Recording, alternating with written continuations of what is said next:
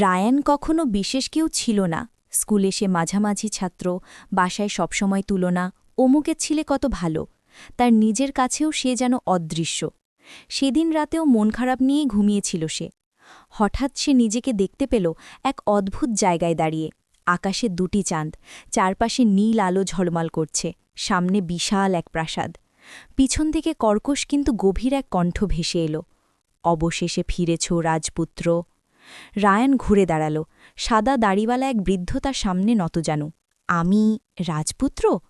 বৃদ্ধ শুধু মৃদু হেসে বললেন, এই রাজ্য তোমার অপেক্ষায় ছিল। ঘুম ভাঙার পর রায়ান নিজেই হেসে ফেলল। আজব স্বপ্ন। কিন্তু পরের রাতে সে আবার ঠিক সেখান থেকেই শুরু করল।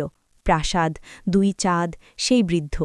এবার সে বুঝল এটা সাধারণ স্বপ্ন নয়, এটা চলমান।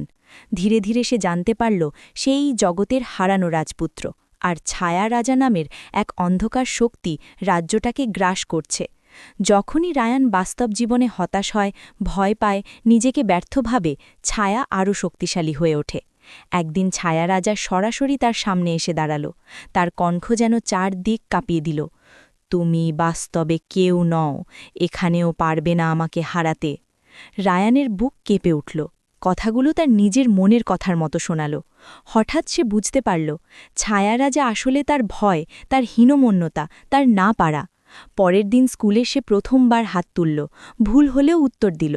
বাসায় বাবাকে বলল সে আঁকতে চায়, ইঞ্জিনিয়ার না।